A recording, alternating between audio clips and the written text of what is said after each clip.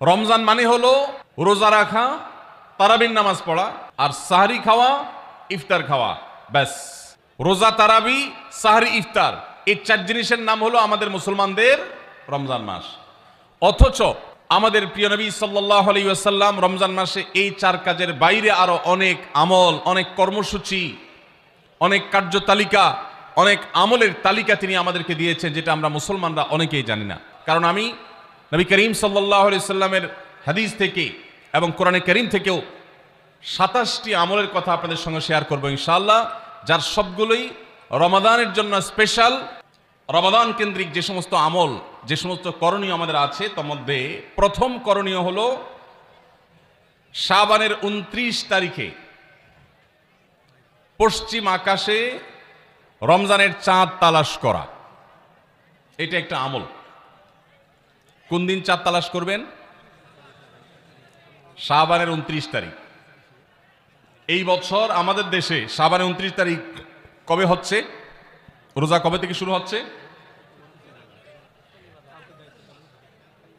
তাহলে 29শে শাবান সন্ধ্যায়, যেদিন থেকে রোজা হওয়ার সম্ভাবনা আছে, সেই দিন সন্ধ্যায় মাগরিবের আগে পশ্চিম আকাশের দিকে চাঁদ অনুসন্ধান করার চেষ্টা করে তাকাবেন। পশ্চিম আকাশে চাঁদ অনুসন্ধান করার জন্য যদি চেষ্টা করেন, একটু খোঁজার চেষ্টা করেন, চাঁদ দেখতে যদি পান তো ভালো। এমনকি যদি চাঁদ দেখতে নাও পান, চাঁদ দেখার চেষ্টা যে করেছেন, এর কারণ আপনার আমল নামাতে সওয়াব লেখা হবে, একটা সুন্নত আদায় করার সওয়াব। ভাইরা আমার, আমরা আমাদের ছেলেবেলায়, আমাদের শৈশবে রমজানের আনন্দ আঁচ করতাম পশ্চিম আকাশের চাঁদ দেখে। ঈদের আনন্দের সূচনা এবং শুরুই হতো ঈদের চাঁদ দেখার মধ্য দিয়ে। এমন একটা সময় আমরা এখন এসে পৌঁছেছি, যেই সময়ে সবাই চাঁদ তালাশ করে, কিন্তু সেটা আকাশে না, ফেসবুকে।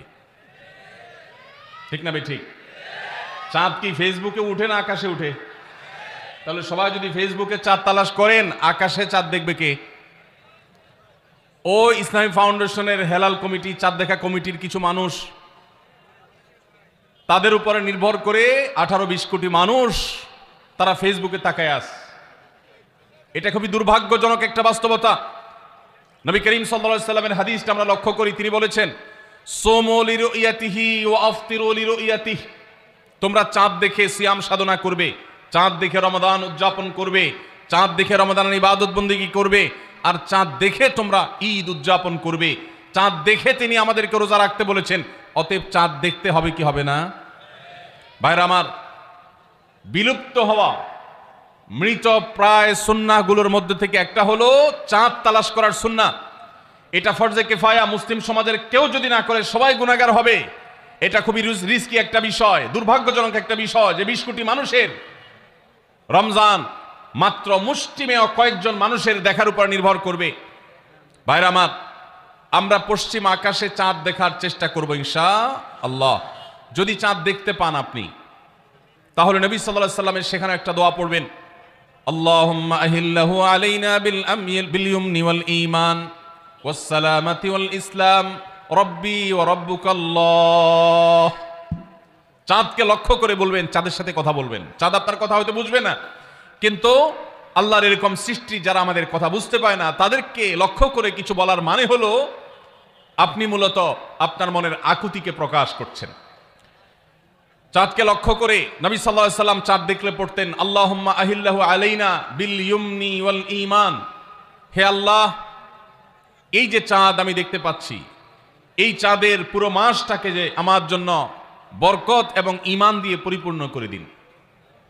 এই চাঁদ পুরো মাস জুড়ে থাকবে, অতএব পুরো মাস জুড়ে এই চন্দ্র মাসে আমি আপনার কাছে আমার জীবনে প্রভূত বরকত, কল্যাণ এবং ঈমান আপনার কাছ থেকে চাই।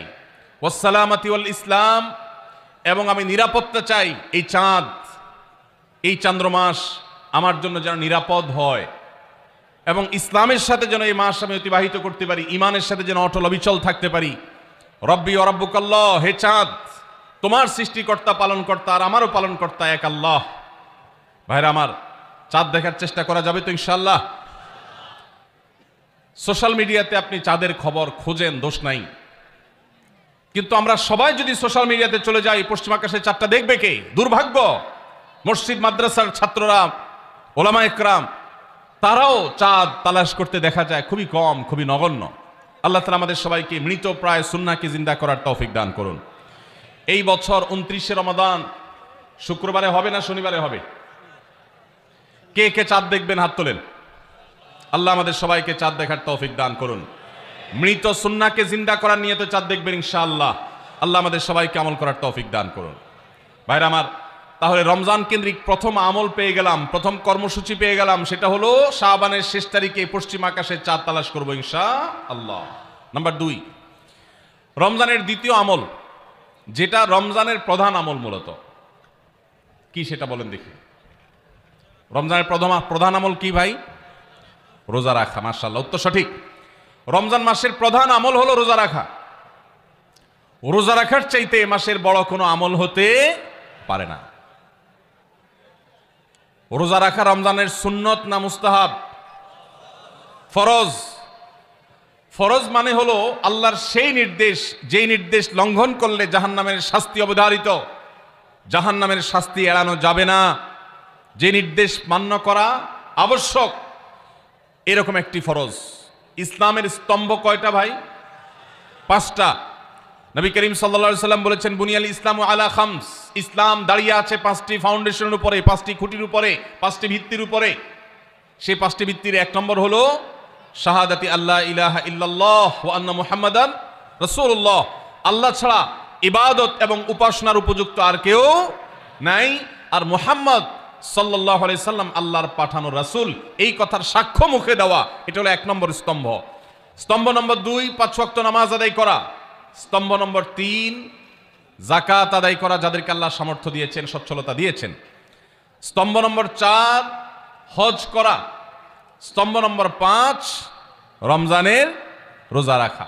তবে অনেক হাদিসে রমজানের রোজাকে 4 নম্বরে আর হজকে 5 নম্বরে রাখা হয়েছে। তাহলে রমজান মাসের রোজা রাখা এটা শুধু ফরজ না, মৌলিক ফরজ।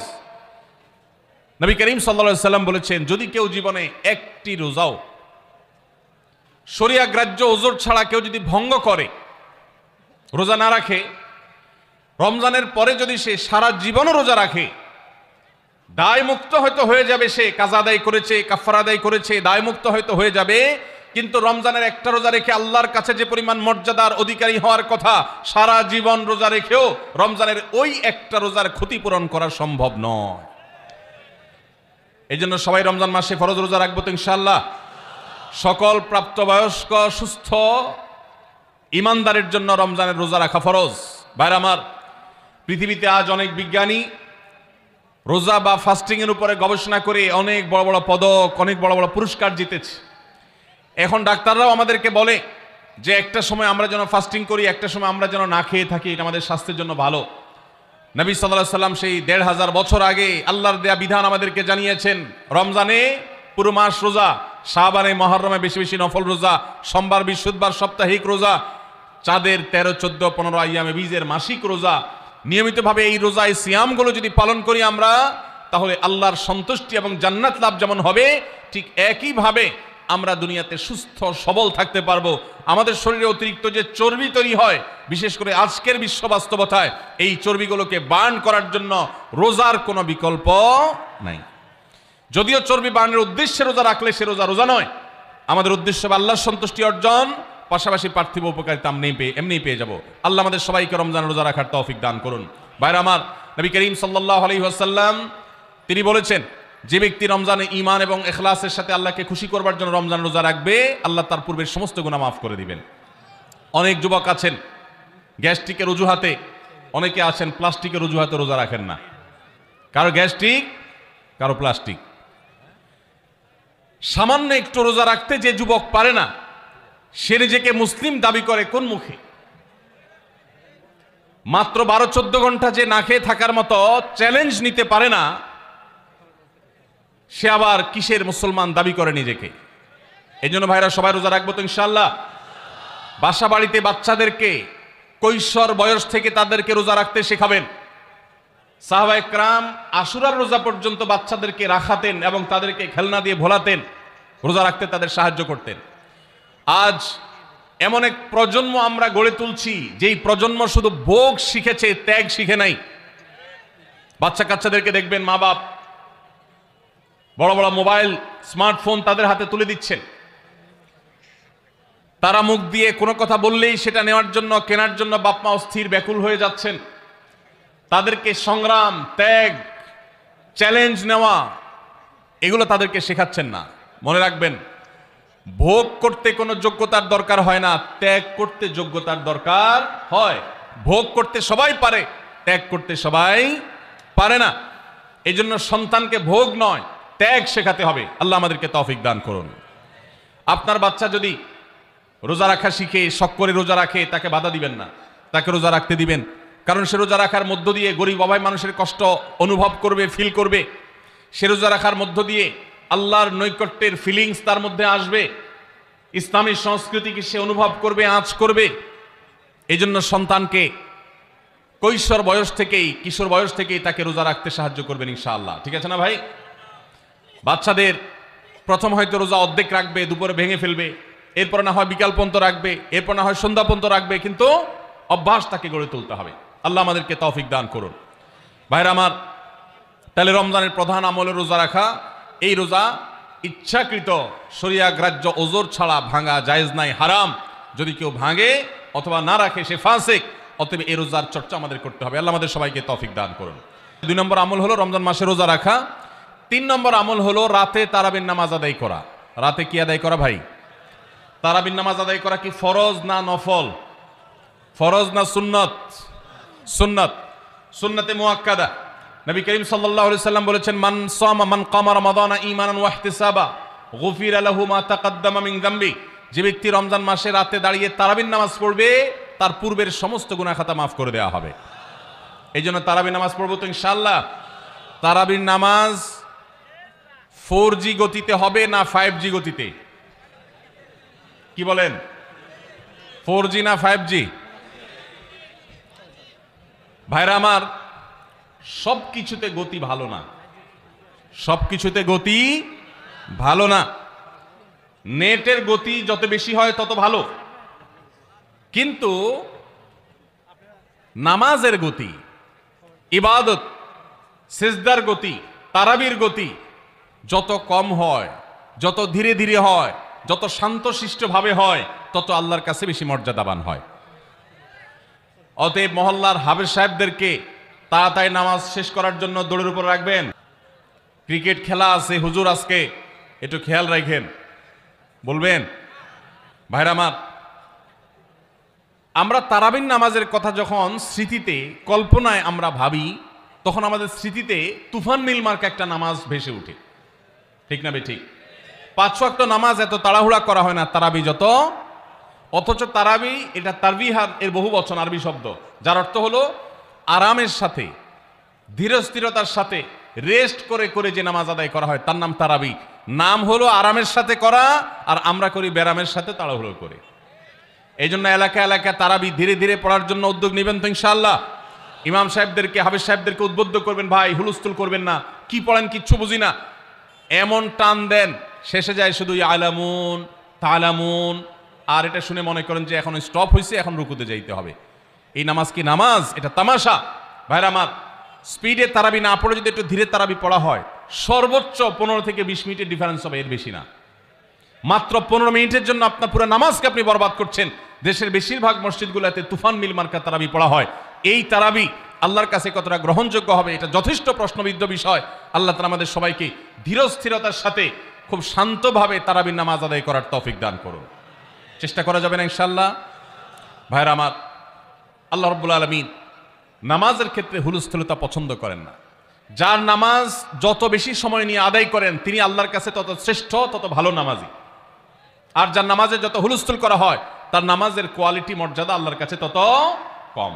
অতএব আমরা রমজানের 3য় আমল জানলাম তারাবির নামাজ, এবং সেটা ধীরস্থিরতার সাথে আদায় করবো। আল্লাহ আমাদের তৌফিক দান করুন। নাম্বার 4, সাহরি খাওয়া। সাহরি খাওয়া এটা রমজানের একটা আমল। আপনি সারা বছর লাঞ্চ করেন, ডিনার করেন, দুপুরের খানা খান, রাতের খানা খান, সকালে ব্রেকফাস্ট নাস্তা করেন, কিন্তু এর কোনোটা ইবাদত হয় না, এর কারণে আপনি সওয়াব পাবেন না। কিন্তু রমজান মাসে ভোর রাতে ঘুম থেকে উঠে যে আপনি খাবার খাবেন, এই খাবার খাওয়ার জন্য যে উঠলেন এবং খাইলেন, এর কারণে আপনার অ্যাকাউন্টে আপনার আমলনামা আল্লাহ তাআলা সওয়াব জমা করে দিবেন, আপনি রিওয়ার্ড পাবেন, বিনিময় পাবেন। কেন? কারণ নবী করিম সাল্লাল্লাহু আলাইহি সাল্লাম বলেছেন, তাসাহহারু ফাইন্না ফিস সাহুরি বারাকাহ, তোমরা সাহারির খাবার খাবে ভোর রাতে। রোজার মাসে রোজা রাখতে গিয়ে সাহারির খাবার খাবে। কেন? কারণ সাহারির যে খানা, এই খানাতে আল্লাহ তাআলা বরকত রেখেছেন। এই খানা খাইলে তার জন্য আমাদের স্পিরিচুয়াল, আধ্যাত্মিক বিভিন্ন রকমের উপকারিতা আল্লাহ তাআলা এর মধ্যে নিহিত রেখেছেন। এর মধ্যে খাদ্য শক্তি আছে, আমাদের এনার্জি হবে শরীরে, রোজা রাখতে সহজ হবে। এর পাশাপাশি সাহারির খাবারে আলাদা একটা বরকত আছে, শেফা, বহুবিধ উপকারিতা আমাদের শরীরের, আমাদের মনের জন্য আল্লাহ তাআলা রেখেছেন। এই জন্য সাহারি খাওয়াটা আলাদা একটা ইবাদত। যদি আপনার সন্ধ্যা রাত্রে বেশি খাওয়া হয়ে যায়, সাহারিতে খানা খাওয়ার মতো মুড না থাকে, অন্তত এক ঢোক পানি, একটা খেজুর, সামান্য কিছু খেয়ে হলেও আপনি সাহারি খাবেন এবং তাতে আপনি সওয়াব পাবেন। কোনো কারণে যদি সাহারি খেতে না পারেন, রাতে উঠতে পারেন নাই, অ্যালার্ম বাজছে কিন্তু শুনেন নাই, উঠে দেখেন ফজরের আজান হয়ে গেছে, তাহলে ওই দিনের রোজা কি হবে নাকি হবে না? হবে। মাশাআল্লাহ, বগুড়া মানুষ মাসালা জানে, দেখা যায় রোজা হয়ে যাবে ইনশাআল্লাহ। কারণ এই সাহারি খাওয়াটা ফরজ না, ওয়াজিব না, এটা সুন্নাত। সুন্নাত ছুটে গেলে ইবাদত হয় না, ব্যাপারটা সেরকম না।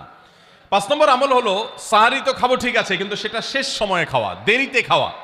সাহারি কি আগে খাবেন না শেষের দিকে খাবেন? শেষের দিকে। কেন? কারণ নবী করিম সাল্লাল্লাহু আলাইহি সাল্লাম বলেছেন, লা ইয়াজালুন নাসু বিখাইরিন মা আজ্জালুল ফুতুর ওয়া আখারুস সাহুর। এই উম্মত, মুসলিম জাতি ততদিন পর্যন্ত কল্যাণের উপর প্রতিষ্ঠিত থাকবে, তারা কল্যাণকে স্পর্শ করতে পারবে যতদিন পর্যন্ত তারা সাহারি তাড়াতাড়ি খাবে। না দেরিতে খাবে? দেরিতে খাবে। আর ইফতার তাড়াতাড়ি করবে। তাহলে সাহারি দেরিতে খাওয়া হলো সুন্নাত। আমাদের দেশে গ্রামে অনেক মুরব্বীরা এখনো আছেন, রাত 12টা, 1টা, 2টা বাজে সাহারি খেয়ে শুয়ে থাকেন। তারা চিন্তা করেন পরে খাইতে গেলে আবার বর্ডার ক্রস হয়ে যায় কিনা, সীমা লঙ্ঘন হয়ে যায় কিনা, রিস্ক নেওয়ার দরকার কি, এই জন্য 12টার সময় খেয়ে রাখি। এটার কারণে সাহারি খাওয়ার সওয়াব পাবেন ঠিকই, কিন্তু দেরিতে সাহারি খাওয়ার যে সুন্নত, সেই সুন্নত আদায় হবে না। এই জন্য দেরিতে খাবেন। দেরিতে খাওয়ার মানে আবার এরকম দেরি না যে আপনি আর মুয়াজ্জিন সাহেব দুজন কম্পিটিশন করছেন, আপনার হাতে খাবারের প্লেট আর মুয়াজ্জিনের হাতে মাইক, আপনি আগে শেষ করেন আর মুয়াজ্জিন আগে আজান দিবে, কম্পিটিশন চলছে। এত দেরি করে একেবারে লাস্ট মিনিট পর্যন্ত খাওয়া সুন্নত নয়। কথা কি বুঝাতে পারছি? কয়েক মিনিটের গ্যাপ রেখে তারপরে খাবার শেষ করবেন। কারণ নবী করিম সাল্লাল্লাহু আলাইহি সাল্লাম সাহরি খেয়ে শেষ করে ফজর নামাজ শুরু করতেন, এর মধ্যে 50টা আয়াত পড়ার মতো গ্যাপ রাখতেন, অর্থাৎ প্রায় 10 মিনিটের মতো একটা গ্যাপ থাকতো। এই জন্য আমরা একটা গ্যাপ রেখে তারপর সাহরি শেষ করব।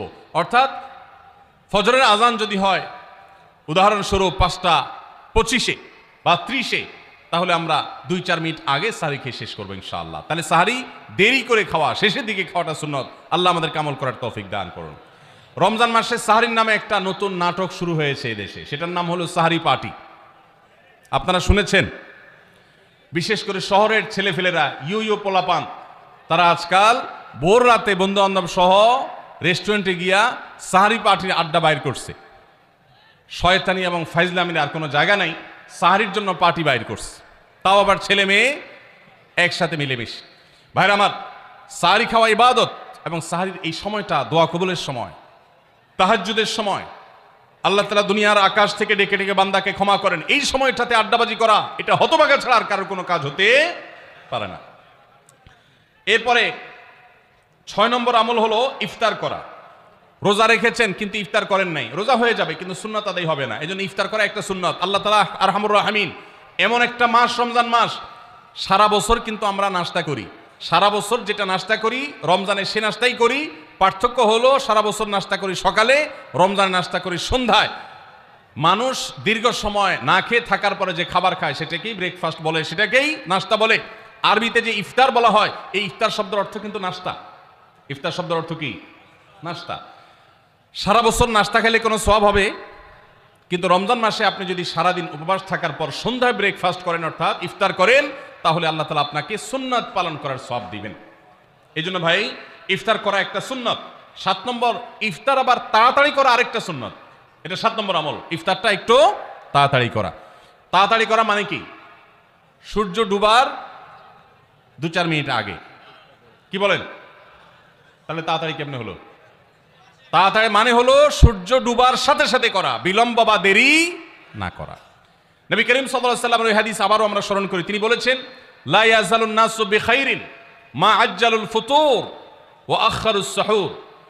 এই মানুষ, এই উম্মত ততদিন কল্যাণের উপরে প্রতিষ্ঠিত থাকবে যতদিন তারা ইফতার তাড়াতাড়ি করবে আর সাহরি দেরিতে করবে। ইফতার তাড়াতাড়ি করা এর মানে হলো সূর্য ডুবছে আর দেরি করবেন না। শিয়ারা এবং ইহুদিরা তাদের মধ্যে রোজা আছে, ফাস্টিং আছে, তারা সেই রোজায় ইফতার করে হলো চতুর্দিক অন্ধকার হয়ে যাওয়ার পর, সূর্য ডুবার পর পর ইফতার করে না। তো এই জন্য নবী সাল্লাল্লাহু আলাইহি সাল্লামের আদর্শ হলো তার বিপরীত, অর্থাৎ সূর্য ডুবার পর পর ইফতার করে ফেলা, অতিরিক্ত বিলম্ব না করা। আল্লাহ আমাদেরকে আমলের তৌফিক দান করুন। 8 নম্বর আমল হলো ইফতারের দোয়া পড়া। ইফতারের দোয়া জানা আছে ভাই? কি দোয়া? আমরা একটা দোয়া কমন জানি বাংলাদেশে মানুষ, সেটা হলো আল্লাহুম্মা লাকা সুমতু আলা রিজকিকা আফতারতু। এটাও হাদিসে বর্ণিত হয়েছে, কিন্তু হাদিসের সনদ নিয়ে অনেকে কোনোটা নিয়ে আলাপ তুলেছেন, প্রশ্ন তুলেছেন। আল্লাহুম্মা লাকা সুমতু মানে হলো, হে আল্লাহ, আপনার উদ্দেশ্যে রোজা রেখেছি, ওয়া আলা রিজকিকা আফতারতু, এবং আপনার দেওয়া রিজিক দিয়ে ইফতার করেছি। আর ইফতারের আরেকটা দোয়া হলো যাহাবাজ জামা ওয়াবতাল্লাতিল উরুক ওয়া সাবাতাল আজরু ইনশাআল্লাহ। এটা একটা দোয়া। যদি এগুলো দোয়ামূলক নয়, আমরা দোয়া বলছি, এটা মূলত আল্লাহর কাছ থেকে একটা প্রত্যাশা। এর অর্থ হলো যাহাবাজ জামা, আমার পিপাসা দূর হয়ে গেছে, ওয়াবতাল্লাতিল উরুক, আমার শিরা উপশিরাগুলো সব সিক্ত হয়ে গেছে, ওয়া সাবাতাল আজরু ইনশাআল্লাহ, এবং আল্লাহ চাহেন তো এই রোজার বিনিময় আমার সাব্যস্ত হয়ে গেছে আল্লাহর কাছে, এটা স্থির হয়ে গেছে। এটা হলো ইফতারের দোয়া। ইফতারের দোয়াটা কি ইফতারের আগে করব না পরে করব? ইফতারের দোয়াটা যারা ইফতারের আগে করার পক্ষে তারা হাত তোলেন। অল্প সংখ্যক মানুষ, আর বাকিরা সবাই কি পরের পক্ষে না মাঝখানের পক্ষেও আছেন লোক? সব পরের, মাশাআল্লাহ। সব সূক্ষ্ম সূক্ষ্ম মাসআলা দেখি গাবতলী মানুষ জানে, মাশাআল্লাহ, অনেক অগ্রসর দেখা যায়। আল্লাহ আমাদের সবাইকে দ্বীনের জন্য কবুল এবং মঞ্জুর করুন, মাশাআল্লাহ। ভাইরা আমার, ইফতারের দোয়াটা ইফতারের পরে করতে হয়, যেটা বেশিরভাগ মানুষ জানে না, কিন্তু আমি অবাক হলাম যে এখানে বেশিরভাগ মানুষ আপনারা জানেন, মাশাআল্লাহ, নলেজেবল মানুষ, বোঝা গেছে। ইফতারের দোয়ার অর্থের দিকে তাকালেই তো বোঝা যায় এটা আগে না পরে। দোয়ার অর্থের মধ্যে তাকালে আমরা দেখতে পাচ্ছি যে আল্লাহ শিরা উপশিরা সিক্ত হয়ে গেছে, পিপাসা দূর হয়ে গেছে, এগুলো তো ইফতারের পরেই হয়। অবশ্য আমি অর্থ আগে বলে দিছি, সেটা দেখে হয়তো আপনারা অনেকে বুঝে ফেলছেন, মাশাআল্লাহ। তো যাই হোক, ইফতারের শুরুতে বিসমিল্লাহ বলে ইফতার করব, আর শেষে এই দোয়া পড়বো। আল্লাহ আমাদেরকে আমলের তৌফিক দান করুন। 9 নম্বর হলো সাহরি এবং ইফতারে খেজুর খাওয়া। খেজুর দিয়ে সাহরি ইফতার করা। ইফতারে আপনি অন্য যা খান না খান, খেজুর দিয়ে খাবেন। নবী সাল্লাল্লাহু আলাইহি সাল্লাম আদা পাকা আদা খেজুর দিয়ে ইফতার করতেন, যেটাকে রোতাব বলা হয়। আর যদি সেটা না পাওয়া যেত, সাধারণ যে কোনো খেজুর, সেটাও না পাওয়া গেলে একটু পানি খেয়ে তারপর তিনি ইফতার করতেন। আমরা ইফতারে খেজুর খেতে হয় সুন্নাহ, এটা আমরা জানি, কিন্তু যেটা জানি না সেটা হলো সাহরিতে খেজুর খাওয়া।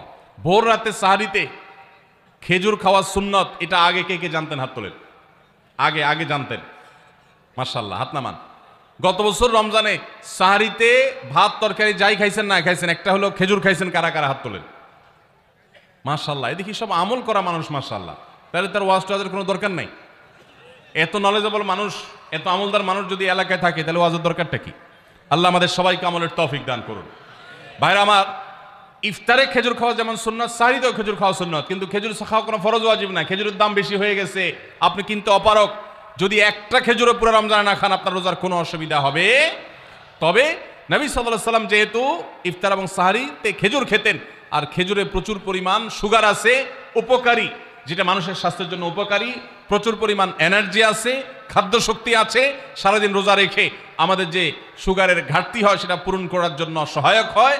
এই জন্য সাহরি এবং ইফতারে খেজুর খাওয়া এমনিতেও উপকারী। আর নবী সাল্লাল্লাহু আলাইহি সাল্লামের সুন্নাহ, তিনি বলেছেন, নি'মা সাহুরুল মুমিনি আত-তামার, ইমানদারের সাহারির আইটেমের মধ্যে সবচেয়ে বেস্ট উত্তম হলো খেজুর। এজন্য অন্য যাই খান না খান, একটু হলো, এক পিস হলো খেজুর খাবেন, ইনশাআল্লাহ সুন্নাত আদায় করার নিয়তে খেলে এই খেজুর সুন্নাতটা আদায় হয়ে যাবে, আল্লাহ তাআলা চাহেন তো। তাহলে 9 নম্বর আমল পেলাম হলো সাহরি এবং ইফতারিতে খেজুর খাওয়া। 10 নম্বর আমল হলো সকল প্রকার পাপাচার বর্জন করা, গুনাহের কাজ থেকে বিরত থাকা। এইটা হলো রমজান মাসের দ্বিতীয় সর্বোচ্চ গুরুত্বপূর্ণ আমল। সিরিয়ালে আমরা 10 নম্বরে বলেছি, কিন্তু 27টা রমজানের স্পেশাল আমলের মধ্যে সবচেয়ে গুরুত্বপূর্ণ আমল হলো রোজা রাখা আর দ্বিতীয় সর্বোচ্চ গুরুত্বপূর্ণ আমল হলো সব ধরনের পাপাচার বর্জন করা, গুনাহের কাজ ত্যাগ করা।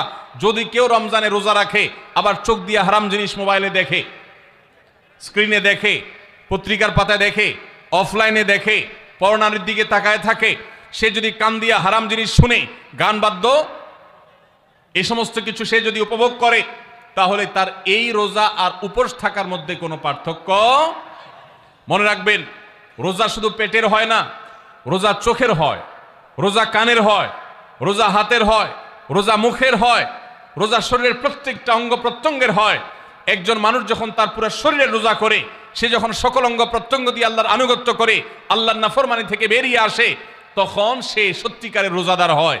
আর যে শুধুমাত্র দিনের বেলায় পানাহার বর্জন করে, যৌনাচার বর্জন করে, আর সমস্ত পাপাচার অপকর্ম সে যথারীতি অন্য সময়ের মতো রমজান মাসেও করে, এই রোজাদার পেটের রোজা রেখেছে কিন্তু তার শরীরের অন্য অন্য অঙ্গ প্রত্যঙ্গগুলো আল্লাহর কথা শুনে নাই, সো সেগুলো কিন্তু রোজা রাখে নাই। এই রোজা আল্লাহর কাছে মাকবুল এবং গ্রহণযোগ্য রোজা হতে পারে না। অতএব আমরা রমজান মাসে সব ধরনের গুনাহের কাজ বর্জন করবো তো ইনশাআল্লাহ। প্রিয় ভাইরা আমার, রোজা কিন্তু আমাদের সাথে কথা বলে। রোজার ভাষা আমরা অনেকে জানি না, কি বলে সেটা অনেকে বুঝি না, কিন্তু রোজা আমাদের সাথে কথা বলে। কি কথা? সিয়াম শব্দের অর্থ, আমরা যেটাকে রোজা বলছি সেটা কোরআনের ভাষায় বলা হয় সিয়াম, হাদিসে বলা হয়েছে সেটাকে সওম বা সিয়াম। এই সওম বা সিয়াম একই শব্দ, এর অর্থ হলো বিরত থাকা। এর অর্থ হলো কি ভাই? বিরত থাকা, ব্রেক দিতে জানা। আল্লাহ রাব্বুল আলামিন রোজার মতো ইবাদত দিয়েছেন আমাদেরকে জীবনে ব্রেক দেওয়ার অভ্যাস গড়ে তোলার জন্য। আমরা যেন ব্রেক দিতে শিখি, আমরা যেন থামতে শিখি, আমরা যেন নিজেদেরকে নিয়ন্ত্রণ করতে শিখি। ইসলামের যে বৈশিষ্ট্য, ইসলামের যে বিউটি, ইসলামের যে সৌন্দর্য, সেটা হলো ইসলাম পৃথিবীর মানুষকে আত্মনিয়ন্ত্রণ করবার কথা বলে। আজ ভোগবাদী পৃথিবীর যেদিকে তাকাবেন, চতুর্দিকে দেখতে পাবেন শুধু ভোগের হাতছানি। দুনিয়াটা মস্ত বড়, খাও দাও আর ফুর্তি করো, শুধুমাত্র ফুর্তি ফুর্তি এবং ফুর্তি, ভোগ এবং ভোগ এবং ভোগ। গোটা পৃথিবী আপনাকে ভোগের কথা বলবে, ত্যাগের কথা বলবে না। ইসলাম আপনাকে ত্যাগের কথা বলে। আপনি ঈদ উদযাপন করবেন, ঈদ উল ফিতর, সেখানে পর্যন্ত ইসলাম বলে আগে গরিবের বাসায় ফিতরা পৌঁছাবে, তারপর তুমি ঈদগাহে যাবে, ঈদের আনন্দ করবে। আপনি কোরবানির ঈদে পশু জবাই করে গোশত খাবেন, উৎসব করবেন, ইসলাম বলে ভালো কথা, তুমি উৎসব করবে, তোমাকে উৎসব করতেই দেওয়া হয়েছে, কিন্তু আগে গরিবের বাসায়ও গোশত পাঠাবে ঈদের, সেটা নিশ্চিত করবে, তার পাশাপাশি তুমি ঈদ উদযাপন করবে। আমরা যে রমজানের রোজা রাখি, এই রোজা আমাদেরকে বিরত থাকার কথা বলে। সেই বিরত থাকাটা কি? সেটা হলো আমরা যখন রোজা রাখি আমাদের পিপাসা হয়, আমাদের ক্ষুধা লাগে, পিপাসা হয়, আবার হাতের সামনে হয়তো পানিও আছে। আমার ক্ষুধা লাগে, হাতের সামনে হয়তো খাবারও আছে, কেউ দেখছেও না, সিসি ক্যামেরাও নেই, বদ্ধ রুমে কক্ষের মধ্যে, কিন্তু আমি রোজাদার। কোন রোজাদার রোজার মধ্যে খায়, পান করে? কেন? কারণ সে জানে আল্লাহ নিষেধ করেছেন। আমরা যখন ইফতার সামনে নিয়ে বসে থাকি সন্ধ্যাবেলায়, ভাইরা আমার, সারা বছর নাস্তা তো আল্লাহ তাআলা কম হোক বেশি হোক সবাইকে করার তৌফিক দেন, আমরা সবাই তো কম বেশি নাস্তা করি। সারা বছর আপনি যদি বুফে গিয়ে 100 আইটেমের নাস্তা দিয়েও আপনি খাবার গ্রহণ করেন, সকালের ব্রেকফাস্ট আপনি খান, ইফতারের সময় মাত্র 2-4টা আইটেম নিয়ে বসে থেকে আজানের জন্য, সূর্য ডুবার জন্য যে অপেক্ষা করেন, ওই অপেক্ষার সময় যে অবর্ণনীয় স্বাদ আর তৃপ্তি পাওয়া যায়, পৃথিবীর সমস্ত খাদ্য গ্রহণের মধ্যেও এই তৃপ্তি বা স্বাদ নাই। নবী সাল্লাল্লাহু আলাইহি ওয়াসাল্লাম সেজন্য বলেছেন, লিসসাইমি ফারহাতান, রোজাদার ব্যক্তিকে দুটি আনন্দ দেওয়া হয়, ফারহাতুন ইনদা ফিতরি ওয়া ফারহাতুন ইনদা লিকাই রাব্বি। একটা আনন্দ হলো ইফতারের সময়, অবর্ণনীয়, ভাষায় প্রকাশ করবার অযোগ্য। কি ভালো লাগা কাজ করে, ইফতারের জন্য আমরা বসে আছি, খাবার সামনে আছে রকমারি, শীতল শরবত সামনে আছে, রকমারি খাবারের পসরা সাজানো আছে টেবিলে, দস্তরখানে, এদিকে পেটে ক্ষুধাও আছে, কিন্তু আমরা মিনিট গুনছি, আমরা সময় দেখছি, ঘড়ির দিকে তাকিয়ে আছি, সূর্য কখন ডুববে। সূর্য ডুবেছে আর সাথে সাথে আমরা ইফতার করছি। এই যে আল্লাহর নির্দেশের অপেক্ষা, ইসলাম রোজার মাধ্যমে আমাদেরকে সেই শিক্ষাটা দিতে চায়। রোজা আমাদের সাথে সেই কথা বলে যে দেখো, তুমি জীবনে বিরত থাকতে শিখো, গোটা পৃথিবী তোমাকে ভোগ শিখাবে, ইসলাম তোমাকে ত্যাগ শিখাবে, ইসলাম তোমাকে কন্ট্রোল করা শিখাবে, আমাদের তরুণদের চরিত্রকে নষ্ট করবার জন্য। তাদেরকে নানাভাবে উস্কানি দেওয়ার জন্য বিনোদনের নামে, নিউজের নামে, বিজ্ঞাপনের নামে, বিভিন্ন নামে অশ্লীল নানা দৃশ্য, খোলামেলা দৃশ্য তাদের সামনে দেখানো হয়, ভোগের আহ্বান করা হয়। ইসলাম বলে, হে মুসলিম তরুণ, তোমার চোখের এরিয়ার মধ্যে কোনো পরনারী, কোনো সুন্দরী নারী পড়ে গেছে, তুমি আঁচ করতে পেরেছ, সাথে সাথে তোমার দৃষ্টিকে তুমি নিয়ন্ত্রণ করো, অবনত করো। কুল্লিল মুমিনিনা ইয়াগুদ্দু মিন আবসারিহিম ওয়া ইয়াহফাযু ফুরুজাহুম। আল্লাহ বলেছেন, হে রাসূল বলে দিন ঈমানদার পুরুষদেরকে তারা যেন তাদের চোখগুলোকে নামিয়ে রাখে, তাদের সম্ভ্রমকে তারা সংরক্ষণ করে। মনে রাখবেন, যা খুশি তা করতে পারা এটা যোগ্যতা নয়। নিজেকে নিয়ন্ত্রণ করলাম, যা খুশি তা করব না, এর নাম হলো যোগ্যতা। ডায়রিয়ার রোগী ডাইরেক্ট হয়ে যায়, যা খুশি যে করে, নিজের মন যেদিকে তাকে নাচায় সেদিকে নাচে, এই লোকটা অসুস্থ মানুষের মতো। আর মুসলিম যুবক, মুসলমান মানুষ, নারী পুরুষ, সে নিজেকে নিয়ন্ত্রণ করে। আল্লাহ এটা হারাম করেছেন, আমার মন চায়, চাইলেই আমি সেটা নিতে পারি, কিন্তু আমি নেব না। আমি একটা জিনিস ধরতে পারি, আল্লাহ হারাম করেছেন, সেজন্য আমি ধরবো না। এই শিক্ষাটা রমজান আমাদেরকে দেয়। অতএব রমজানের সবচেয়ে গুরুত্বপূর্ণ আমল হলো এই 10 নম্বর আমল, সেটা হলো পাপাচার বর্জন করা। নবী সাল্লাল্লাহু আলাইহি সাল্লাম বলেছেন, যে ব্যক্তি রমজানে রোজা রাখলো আর পাপাচার বর্জন করলো না, তাহলে এই রোজা রাখার উপোস থাকার ভিতরে কোনো পার্থক্য নাই। আল্লাহ আমাদের সবাইকে রমজান মাসের রোজা থেকে সকল হারাম, সকল নাজায়েজ কাজ, সকল গুনাহের কাজ ছাড়ার তৌফিক দান করুন, বলুন আমিন। ভাইরা আমার, 11 নম্বর আমল হলো অধিক পরিমাণ দোয়া করা। রমজান মাসে রোজা রেখে আমরা বেশি বেশি দোয়া করব। চলতে ফিরতে, উঠতে বসতে দোয়া করতে পারেন। আমাদের মায়েরা অনেকে শুনছেন আমাকে, রমজান মাসে আপনি গৃহস্থলী কাজ করছেন, রান্নাবাড়া করছেন, ঘর ঝাড়ু দিচ্ছেন, আর মনে মনে আল্লাহর সাথে কথা বলেন। দোয়া মানে আল্লাহর সাথে কথোপকথন। আল্লাহ, আপনি আমাকে মাফ করে দেন, আমার বাবাকে মাকে মাফ করে দেন, সন্তানগুলোকে হেদায়েত দান করেন, চোখের পানি ফেলেন। নিয়মতান্ত্রিক দোয়া, বসে বসে হাত তুলে দোয়া করবেন কেবলামুখী হয়ে। আবার চলতে ফিরতে, উঠতে বসতে, এমনকি ওযু নাই সে অবস্থায় দোয়া করবেন। নবী সাল্লাল্লাহু আলাইহি সাল্লাম বলেছেন, 3 ব্যক্তির দোয়া ফিরিয়ে দেওয়া হয় না। কয় ব্যক্তির দোয়া? সালাতুন লা তুরাদ্দু দাওয়াতুহুম। 3 শ্রেণী মানুষের দোয়া ফিরিয়ে দেওয়া হয় না। এর ভিতরে এক শ্রেণী হলেন মাজলুম, কারোর জুলুমের শিকার হয়েছে। এই ব্যক্তি জালেমের বিরুদ্ধে যে তার মনের আকুতি থাকে, বদদোয়া থাকে, আল্লাহ সুবহানাহু ওয়া তাআলা এটা ফিরিয়ে দেন না। এই জন্য পৃথিবীর ইতিহাসের কোন জালিম আপনি দেখাতে পারবেন না যেই জালিমকে আল্লাহ ছেড়ে দিয়েছেন, আল্লাহ ছাড় দিয়েছেন কিন্তু চূড়ান্তভাবে ছেড়ে দিয়েছেন, এমন কোন জালিম আপনি দেখাতে পারবেন না। এই জন্য ভাই, কখনো কোন অবস্থাতে কারোর প্রতি আমরা জুলুম করব না। আল্লাহ আমাদেরকে সেটা মানার তৌফিক দান করুন। তাহলে 3 ব্যক্তির দোয়া কবুল হয়, ফেরত দেওয়া হয় না। তার ভিতরে একজন হলো মাজলুম, যার প্রতি আপনি জুলুম করেছেন, সে আপনার বিরুদ্ধে যে বদদোয়া করে, এটা লাগবেই লাগবে, আজ হোক আর 2 দিন পরে হোক। নাম্বার 2, মুসাফির, যে ব্যক্তি সফরে আছে, সফররত অবস্থায় সে যদি দোয়া করে, সে দোয়া আল্লাহ তাআলা কবুল করেন। 3 নম্বর হলো রোজাদার ব্যক্তি, আস-সাইম হাত্তা ইফতির। রোজাদার ব্যক্তি সারাদিন ভর রোজা করলে, ইফতার রাগ পর্যন্ত, সারাদিন দোয়া করলে ইফতার রাগ পর্যন্ত তার দোয়া কবুল হয়। এই জন্য রোজা রেখে আমরা বেশি বেশি আল্লাহর কাছে দোয়া করবো ইনশাআল্লাহ। চলতে ফিরতে, উঠতে বসতে মনে মনে আল্লাহর সাথে কথা বললেন, চাওয়া তাওয়াকে পেশ করলেন, বাস এটাই হলো দোয়া। এটা হলো আমাদের রমজান মাসের 11 নম্বর আমল, বেশি বেশি দোয়া করা। 12 নম্বর আমল হলো মিথ্যা এবং কাজ পরিহার করা। রমজানের সকল পাপাচার তো পরিহার করবই, বিশেষভাবে মিথ্যা কথা, মিথ্যা কাজ পরিহার করা। কারণ নবীজি সাল্লাল্লাহু আলাইহি ওয়াসাল্লাম এটার জন্য আলাদা নির্দেশ করেছেন। তিনি বলেছেন, মাল্লাম ইয়াদা কাওলা যুরি ওয়াল আমালা বিহি ফালাইসা লিল্লাহি হাজা আন ইয়াদা তাআমাহু ওয়া শারাবা।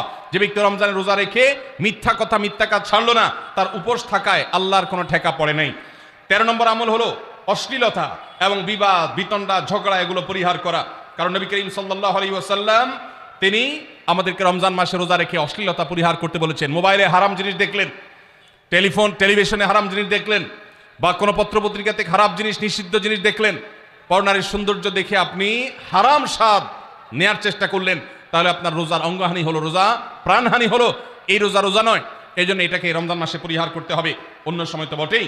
এবং সেই সাথে কেউ যদি আপনার সাথে ঝগড়া করতে আসে, নবীজি শিখাই দিয়েছেন, ফালিয়াকুল ইন্নী সায়েম। কেউ রোজা রাখা অবস্থায় ঝগড়া করতে আসলে বলবেন, ভাই আমি রোজাদার, আমি তোমার ঝগড়ার জবাব দিতে পারবো না। তাহলে ঝগড়া পরিহার করার জন্য রমজান মাসে আমরা এক্সারসাইজ করবো। 14 নম্বর, যে কোনো ভালো কাজ, যে কোনো নেক আমল রমজান মাসে বেশি বেশি করবেন। কেন? কারণ রমজানের শুরুতে একজন ঘোষক বলে, ইয়া বাগিয়াল খাইরি আকবিল, হে ভালো কাজ প্রত্যাশী, যে ভালো কাজ করতে চাও, রমজান মাসটাই হলো ভালো কাজের সওয়াব বেশি পাওয়ার। অতএব এই মাসে ভালো কাজ করে, নেক আমল করে, ইবাদত করে, কোরআন তেলাওয়াত, জিকির, আজকার যত রকম আছে এগুলো করে জান্নাতের পথে অগ্রসর হয়ে যাও। 16 নম্বর আমল হলো রোজাদারকে ইফতার করানো। অর্থাৎ নিজে ইফতার করার পাশাপাশি অন্য কোন রোজাদারকে ইফতার করাইলে আল্লাহ তাআলা ওই রোজাদার যে পরিমাণ সওয়াব পাবেন আপনাকেও সেই পরিমাণ সওয়াব দিবেন ইনশাআল্লাহ। 17 নম্বর আমল হলো বেশি বেশি কোরআনে কারীমের তেলাওয়াত করা। রমজান মাসে আল্লাহ তাআলা আমাদের সবাইকে 15 নম্বর বাদ গেছে, মাশাআল্লাহ এত মনোযোগ সহকারে কথা বলছে এবং নোট করছে দেখা যাচ্ছে, তাহলে আমরা আবার পেছনে যাচ্ছি ইনশাআল্লাহ। 15 নম্বর আমল হলো বেশি বেশি ইস্তেগফার করা। বেশি বেশি কি করা? ইস্তেগফার করা, অর্থাৎ ক্ষমা প্রার্থনা করা। কেন ক্ষমা প্রার্থনা বেশি করবেন?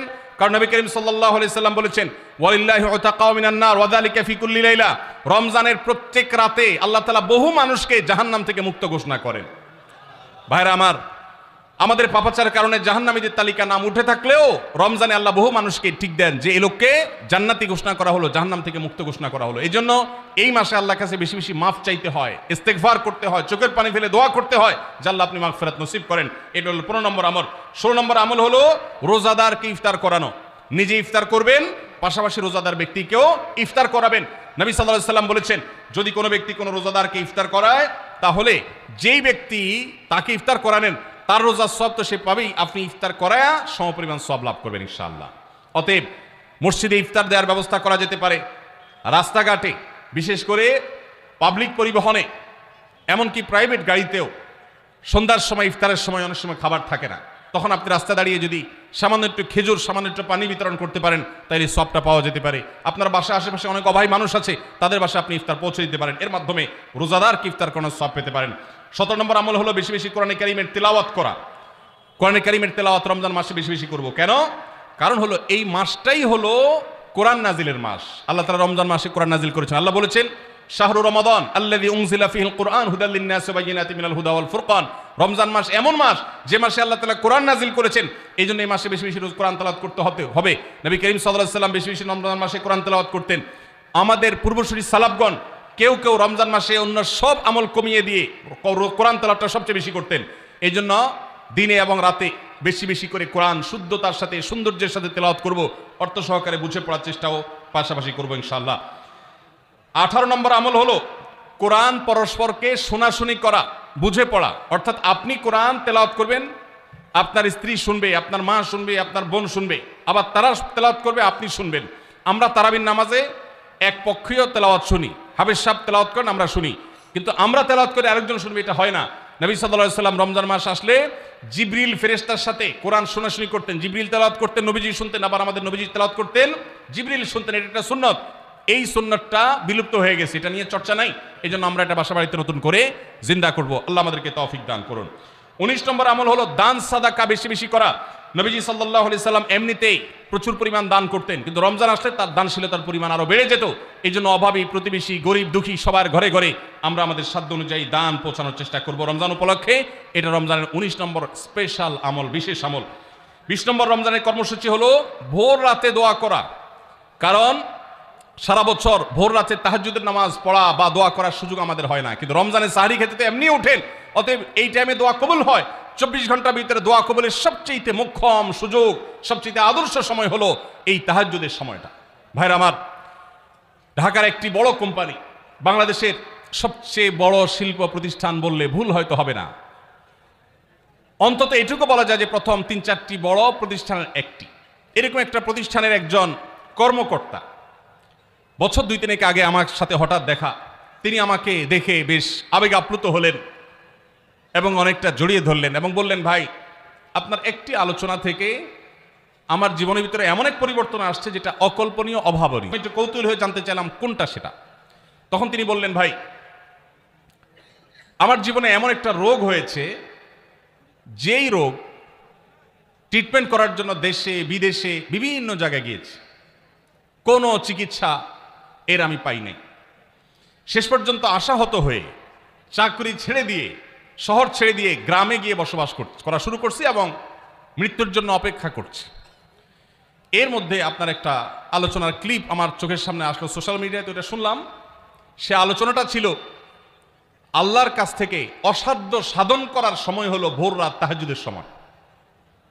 আমি এই আলোচনা পুরোটা শোনার পর ওই রাতেই আমি ঘুম থেকে উঠে ভোর রাতে তাহাজ্জুদ পড়ে আল্লাহর কাছে বুক ভাসিয়ে মন ভরে কাঁদলাম, দোয়া করলাম। ওই ভাই বললেন যে আমি এত দোয়া করলাম, দোয়া করতে করতে দীর্ঘ সময় আমি পরিতৃপ্ত হলাম, আমার দোয়া শেষ হয়ে গেল। এরপর দোয়া করে শেষ করার পর ফজর নামাজের সময় হয়ে গেছে, আমার ফিল হলো, অনুভব হলো যে আমার শরীরে আর কোনো রোগবালাই এখন মনে হয় নাই। এবং তিনি গত 2 দিন আগেও তার সাথে আমি দেখা করলাম ঢাকায়, গতকালকে দেখা করলাম, 2 দিন আগে না, মাত্র 1 দিন আগে দেখা করলাম। তিনি এখন সুস্থ সবল হয়ে আবার তার চাকুরিতে ফিরে গিয়ে স্বপদে সমহিমায় আছেন। তিনি এক সহকর্মীকে ডেকে আমার সামনে বলছেন, এই তোমরা বলো তো, আমি আগে শারীরিকভাবে বেশি ফিট ছিলাম নাকি এখন বেশি ফিট? তখন তার সহকর্মী আমার সামনে বলছে, স্যার আপনি আগে অনেক বেশি রাগরাগি করতেন, আপনি হট মেজাজি ছিলেন, অনেক বেশি অসুস্থ হয়ে যেতেন কিছু হলেই, কিন্তু এখন আপনি সে আগের সময়ের তুলনায় অনেক বেশি সুস্থ এবং ফিট। তিনি বললেন, ভাই ভোর রাতের দোয়ার প্রভাব এত বেশি, তাহাজ্জুদের সময়ের দোয়া এত গুরুত্বপূর্ণ যে এই এক দোয়া আমার জীবনকে আমূল পরিবর্তন করে দিয়েছে। এই জন্য ভাইরা, রমজান মাসে বিশেষ করে যখন তাহাজ্জুদের সময় সাহারি খেতে যখন উঠবেন, সাহারি খাওয়ার পর 10টা মিনিট সময় হাতে রাখেন, বা সাহারি খাওয়ার আগে 10টা মিনিট একটু আগে উঠেন, উঠে উজু করে 2 রাকাত 4 রাকাত নামাজ পড়ে, বা নামাজ পড়ার সময় না থাকলে অন্তত কেবলামুখী হয়ে 2টা হাত তুলে আল্লাহর কাছে একটু চান। নবীজি সাল্লাল্লাহু আলাইহি ওয়াসাল্লাম বলেছেন, রাতের শেষ প্রহর যখন হয়, দুনিয়ার আসমানে নেমে এসে আল্লাহ বান্দাদেরকে ডেকে ডেকে তাদের প্রত্যেকটা চাওয়া পূরণ করে দেন। এই জন্য ভাইরা, রমজান মাসে সাহারির সময় দোয়া কবুল হয়। রমজান উপলক্ষে বিশেষ করে এই আমলটা, সাহারির সময় আমলটা আমরা দোয়া করার আমলটা করতে পারি। তাহলে 20 নম্বর আমল হলো তাহাজ্জুদের নামাজ এবং ভোর রাতের দোয়া। এটা অন্য সময় করা যায়, কিন্তু রমজানের সুযোগটা বেশি আসে, সেজন্য এটাকে রমজানের স্পেশাল আমল হিসেবে আমরা উল্লেখ করলাম। আল্লাহ আমাদেরকে সবাইকে তৌফিক দান করুন। সাহারি খেতে উঠলে একটু দোয়া করবো তো ইনশাআল্লাহ, 2-4 মিনিটের জন্য হলে দোয়া করবো, একাকে নির্জনে আল্লাহর কাছে কেবলামুখী হয়ে। এর চেয়ে বড় দুর্ভাগ্যের বিষয় কি আছে যে আল্লাহ চাওয়ার জন্য ডাকছেন আর আমি অবহেলা করে বসে আছি। ভাইরা আমার, 5 ওয়াক্ত নামাজের জন্য মুয়াজ্জিন আপনাকে ডাকে, কিন্তু ভোর রাতে দোয়া কবুলের জন্য স্বয়ং আল্লাহ আপনাকে ডাকেন। অতএব সাহারি খেতে উঠলে ভোর রাতে সাহারির সময় একটু দোয়া করবো তো ইনশাআল্লাহ। 21 নম্বর আমল উমরা করা। যাদেরকে আল্লাহ তৌফিক দিয়েছেন তারা রমজানে উমরা করবেন, কারণ নবী করিম সাল্লাল্লাহু আলাইহি ওয়াসাল্লাম বলেছেন, উমরাতুন ফি রমাদান তা'দিলু হাজ্জা। রমজানে কেউ উমরা করলে একটা হজের সওয়াব পায়। কোন কোন হাদিসে আসছে তা'দিলু হাজ্জাতাম মাই, নবীজির সাথে হজের সওয়াব পাওয়া যায় রমজানে উমরা করলে। আল্লাহ আমাদেরকে যখন তৌফিক দিবে আমরা তখন সেটা করব ইনশাআল্লাহ। ঠিক আছে না? নিয়ত করেন, দোয়া করেন, আল্লাহ একসময় তৌফিক অবশ্যই দিবেন। 22 নম্বর আমল হলো রমজানের শেষ 10 দিন মসজিদে ইতিকাফ করা। গুরুত্বপূর্ণ একটা পয়েন্ট, মসজিদে ইতিকাফ করা। খুব মনোযোগ দিয়ে শুনি। রাসূল করিম সাল্লাল্লাহু আলাইহি সাল্লাম রমজানের রোজা ফরজ হওয়ার পর থেকে নিয়ে তার মৃত্যু পর্যন্ত 1টি বছরের জন্য রমজানের শেষ দশক মসজিদে ইতিকাফ করা ছাড়া ছিলেন না। একবার তিনি মসজিদে ইতিকাফে বসেছেন, কিন্তু ইমার্জেন্সি একটা কাজে মসজিদ থেকে তাকে বের হতে হয়েছে। এই জন্য তিনি পরের বছর 20 দিন ইতিকাফ করেছেন। 10 দিন হলো ওই বছরের, আর 10 দিন হলো আগের বছরের যে ইতিকাফ ভেঙে ফেলেছেন সেটার ইতিকাফের কাজা। তার মানে হলো নবীজির জীবনে কখনো ইতিকাফ 1 বছর একটা রমজান মাসেও ছাড়েন নাই। এত গুরুত্বপূর্ণ আমল যে রমজানের এই আমলটা তিনি কখনোই ছাড়েন নাই। দুর্ভাগ্য আমাদের, এখানেও হয়তো বেশিরভাগ মুসলমান আমরা জীবনে একবারের জন্য রমজানের শেষ 10 দিন ইতিকাফ করি নাই। যে আমল নবীজি জীবনে কখনো ছাড়েন নাই সেটা আপনি জীবনে একবারও করেন নাই। এর চাইতে বড় হতভাগা উম্মত আর কি হতে পারে? ভাইরা আমার, 3টি আমলের নগদ তৃপ্তি আমি অন্তত অনুভব করি। আমি আমার সে অভিজ্ঞতার আলোকে আপনাদের উদাত্ত আহ্বান করতে চাই, রমজানের শেষ দশকে আপনারা ইতিকাফ করুন। যে 3টি আমলের তৃপ্তি, নগদ স্বাদ, অবর্ণনীয় ভালো লাগা কাজ করে, অন্তর্জগতে প্রশান্তিতে পরিপূর্ণ হয়ে যায়, সেই 3টি ইবাদতের একটি হলো আরাফাতের ময়দানের দোয়া। এটার সাথে কোনো কিছুর কম্পেয়ার হয় না। অবর্ণনীয় এক তৃপ্তি লাগে আরাফাতের ময়দানে দোয়া করতে। দ্বিতীয় হলো সিজদায় গিয়ে চোখের পানি ফেলে আল্লাহর কাছে দোয়া করতে অসম্ভব ভালো লাগা কাজ করে। ভোর রাতে দোয়াতেও একই স্বাদ পাওয়া যায়। আর 3 নম্বর হলো রমজানের শেষ দশকের ইতিকাফ। ইতিকাফ যে একবার করেছে সে জীবনে বারবার করে, তাকে আর ফেরানো যায় না। এই জন্য ভাইরা, রমজানের শেষ দশকে আমরা আল্লাহর ঘরে বসে গিয়ে ইতিকাফ করার চেষ্টা করবো তো ইনশাআল্লাহ। অনেক এলাকায় বৃদ্ধ মানুষ, বুড়া মানুষ বসায় দেওয়া হয় টাকা পয়সা দিয়ে। যে টাকা নিয়ে ইতিকাফ করে সেও গুনাহগার, আর যারা টাকা নিয়ে ইতিকাফে বসায় তারাও গুনাহগার, কারণ ইবাদত টাকা পয়সা দিয়ে চলবে না। রমজানের শেষ দশক মসজিদে ইতিকাফ করবো তো ইনশাআল্লাহ। আল্লাহ আমাদেরকে তৌফিক দান করুন। যুবক ভাইরা, একটাবার বসে দেখেন অসম্ভব ভালো লাগা কাজ করে, মনে হয় যে আল্লাহর মেহমান আমি, এই ফিলটা হয়। কারণ আল্লাহর ঘরে এসে বসে আছেন আপনি, আপনি কারোর কাছে কোনো কিছু চেয়েছেন, চাইতে চাইতে একটা পর্যায়ে তার পাও জড়িয়ে বসে গেলেন, একদম বসে গেলেন, তার ঘরের সামনে বসে পড়লেন। ইতিকাফটা অনেকটা এরকম। রমজানের প্রথম 20 দিন আল্লাহর কাছে হাত দিয়ে দোয়া করলাম, আর শেষ 10 দিন একদম মসজিদে গাট্টি বসকা নিয়ে পড়ে গেলাম। ব্যাপারটা হলো কারো পায়ে ধরে পড়ে যাওয়ার মতো। আশা করা যায় ইতিকাফকারীকে আল্লাহ তাআলা ক্ষমা না করে মসজিদ থেকে ফেরাবেন না। এই জন্য ইতিকাফ করার চেষ্টা করবো তো ইনশাআল্লাহ। আমরা ব্যস্ততার অজুহাত দেই, ভাইরা আমার, যে কোনো মুহূর্তে দুনিয়া থেকে চলে যেতে হতে পারে। এই জন্য এই রমজানে প্ল্যান করেন, যত ব্যস্ত হন না কেন। আমি তো আমার সমস্ত ব্যস্ততাকে এক পাশে ঠেলে রেখে আল্লাহ আমাকে যখন থেকে তৌফিক দিয়েছেন, রমজানের শেষ দশকে ইতিকাফ ছাড়া বাইরে থাকবো এটা চিন্তাও করি না। এই জন্য যুবক ভাইদেরকে বলবো, প্রত্যেকটা মহল্লাতে 2 জন 5 জন 10 জন করে যুবকরা বসেন, কোরআনের গ্রুপ স্টাডি করেন, কোরআনের পাঠচক্র করেন, নিজেরা কোরআন হাদিসের আলোচনা করেন, রোনাজারি এবং দোয়া করেন। 10টা দিন আল্লাহর সাথে কানেক্টেড হওয়ার চেষ্টা করেন। 12 মাস ইবাদত, দাওয়াতের কাজ, ইসলামের কাজ করবেন, ইনশাআল্লাহ সেখানে বরকত পাবেন। রমজানের শেষ দশকে ইতিকাফ করবেন তো ইনশাআল্লাহ। আল্লাহ আমাদের সবাইকে তৌফিক দান করুন। 23 নম্বর আমল হলো শেষ দশকে ইবাদতের মাত্রা বাড়িয়ে দেওয়া। আমরা উল্টাটা করি। আমাদের দেশে রমজানের প্রথম দশকে মসজিদ ফুল হয়ে, বারান্দা ফুল হয়ে, রাস্তায়ও মুসল্লি দাঁড়ায়। আর 10 রমজান চলে গেলে 20 রমজান পর্যন্ত বাহিরের মুসল্লি কমতে কমতে বারান্দার মুসল্লি কমে ভিতরে চলে আসে। আর শেষ 10 দিনে আসলে, ঈদের দিনগুলো যখন কাছে আসে, তখন 5 ওয়াক্ত নামাজের ওই নিয়মিত মুসল্লি ছাড়া বাকিগুলো সব উধাও হয়ে যায়। নবী সাল্লাল্লাহু আলাইহি সাল্লাম কি করতেন? তার উল্টাটা। আমাদের আয়েশা বলেছেন, কানা ইয়াজিতাহিদু ফীহি মা লা ইয়াজিতাহিদু ফী গায়রি। আমাদের নবীজি সাল্লাল্লাহু আলাইহি সাল্লাম রমজানের শেষ দশকে ইবাদতের জন্য যত কষ্ট করতেন, যত সাধনা করতেন, অন্য কোন সময় ইবাদতের জন্য এত সাধনা করতেন না।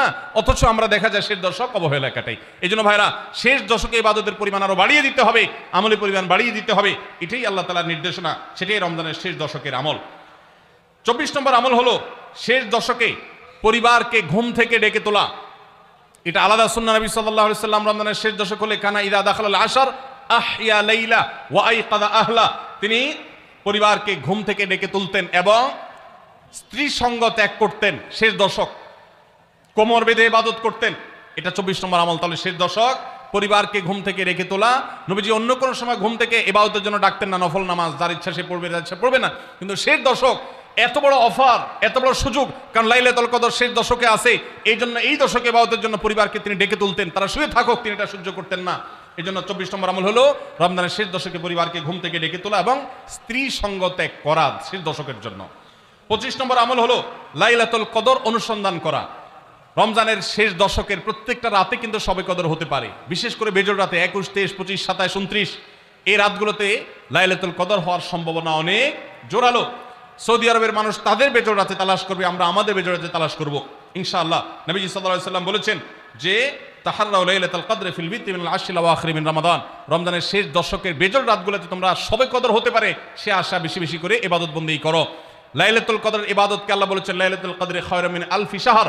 1000 মাস, 1000 মাস ইবাদত করলে যে সওয়াব পাওয়া যাবে, লাইলাতুল কদরের এক রাতের ইবাদতের সওয়াব তার চাইতে বেশি হবে। সেই রাত কোনটা আল্লাহ নির্দিষ্ট করেন নাই। এজন্য শেষ দশকের প্রত্যেকটা রাতেই ইবাদত করার চেষ্টা করা, স্পেশালি বেজোড় রাতগুলোতে। 26 নম্বর আমল হলো লাইলাতুল কদরের আশায় বিশেষ দোয়া পড়া। সেটা কি? আল্লাহুম্মা ইন্নাকা আফুউন তুহিব্বুল আফওয়া ফাআফু আন্নী। আল্লাহ আপনি ক্ষমাশীল, আপনি ক্ষমাকে ভালোবাসেন, অতএব আমাদেরকে ক্ষমা করে দিন। এটা রমজানের শেষ দশকের প্রত্যেক রাতেই পড়বেন। যে রাতটা একটু শান্ত শিষ্ট, একটু শীতল, একটু বৃষ্টিভাব, একটু লাইলাতুল কদরের আবহ বোঝা যায়, সেই রাতকে লাইলাতুল কদর আশা করে, প্রত্যাশা করে বেশি বেশি দোয়া পড়বেন, আল্লাহুম্মা ইন্নাকা আফুউন তুহিব্বুল আফওয়া ফাআফু আন্নী। তাহলে 26 নম্বর আমল হলো লাইলাতুল কদরের দোয়া পড়া।